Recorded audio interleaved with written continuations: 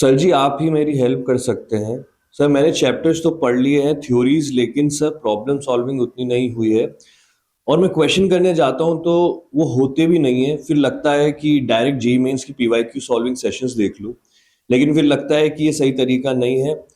करना तो खुद से ही पड़ेगा एग्जाम में, लेकिन खुद से होता नहीं है। क्या करना है सर, प्लीज बताइए। क्या सॉल्व एग्जाम्पल्स देखूं पहले? लेकिन मेरे पास एनसीईआरटी के अलावा कोई बुक भी नहीं है, और मैंने थ्योरी जेईई मेंस लेवल की है। प्लीज हेल्प सर जी। बेटा, आपने ये सोचा कि मैं आपकी हेल्प कर सकता हूं, इसके लिए धन्यवाद। पर एक बात मैं ये बहुत क्लियर करना चाहता हूं आपको कि टीचर या मेरे जैसा कोई भी इंसान सिर्फ रास्ता दिखा सकता है, चलना आपको ही होता है। जैसे कि पहले आपने कहा कि आपको थ्योरी आपने पढ़ ली है पर प्रैक्टिस बिल्कुल भी नहीं की है, और आपने कहा कि जब आप सवाल करने जाते हैं तो आपसे सवाल होते भी नहीं है। तो पहली बात मैं एक क्लियर कर दूं मेरे बेटा कि थ्योरी आपने कर ली है, यही पे कहीं ना कहीं दिक्कत है। शायद आपने थ्योरी को सिर्फ और सिर्फ शब्दों को सुनकर, जैसे अगर आप पीवाईक्यू भी देखने जाएंगे तो देखते समय आपको लगेगा कि पीवाईक्यू आपसे हो गए, समझ में आ गए हैं। पर आप जब खुद से पेन चलाएंगे तो फिर वही समस्या खड़ी हो जाएगी कि आपसे पेन नहीं चलेगा। क्योंकि कितना भी कर लिया जाए, कितना भी कह दिया जाए कि मैं साइकिल चलाना देख रहा हूं, लोगों को बहुत कीन ऑब्जर्वेशन से साइकिल चलाते हुए देख रहा हूं, मैंने बहुत समय से साइकिल चलाते हुए देखा हूं, पर जब भी मैं साइकिल पे बैठता हूं मुझसे साइकिल नहीं चलती। ये परम सत्य है, वो चलेगी भी नहीं जब तक आप चलाएंगे नहीं। आप गिरेंगे नहीं, आपके चोट नहीं लगेगी, आप थोड़ा आगे नहीं बढ़ेंगे, तब तक आप साइकिल नहीं सीख सकते। इन सिमिलर वे आप किसी भी थ्योरी से कुछ भी नहीं कर सकते जब तक आपने उस थ्योरी को प्रैक्टिस ना किया हो। अब समस्या यह है कि अब आपके पास समय कम बचा है, जैसा कि आपने कहा।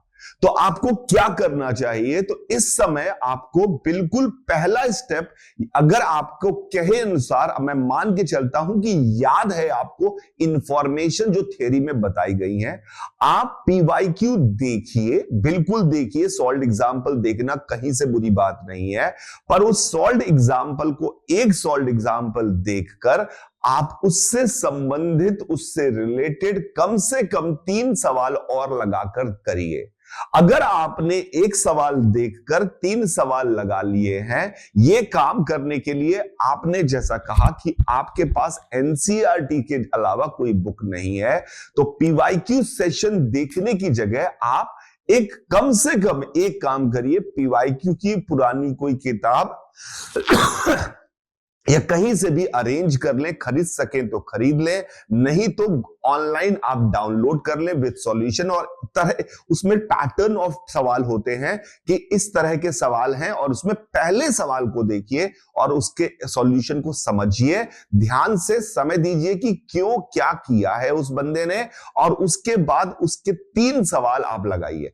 अगर आप एक सवाल कर कर 3 सवाल लगा पा रहे हैं तो आप मानिए कि वो टॉपिक आपको आ गया और आप उसको पेपर में भी कर पाएंगे।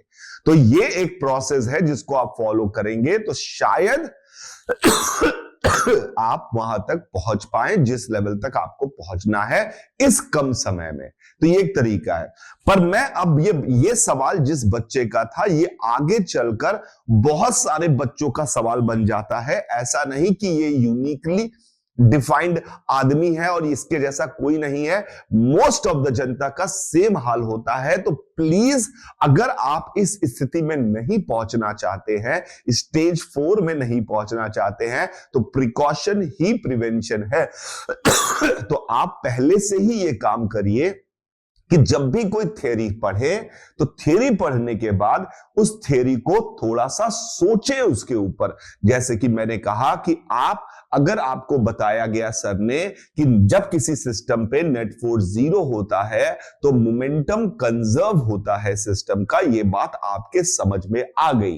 पर ये बात समझ में आ गई तो अब आपको क्या करना चाहिए? तो चाहे सवाल में जरूरत हो या ना हो, अलग अलग तरीके के सवाल जब भी आप देखें तो आप मन में स्टार्टिंग में कोने में ये सोचें कि मैं किसको सिस्टम मान लूं कि इस पे नेट फोर्स 0 हो जाए। सिस्टम आइडेंटिफाई करना सीखें।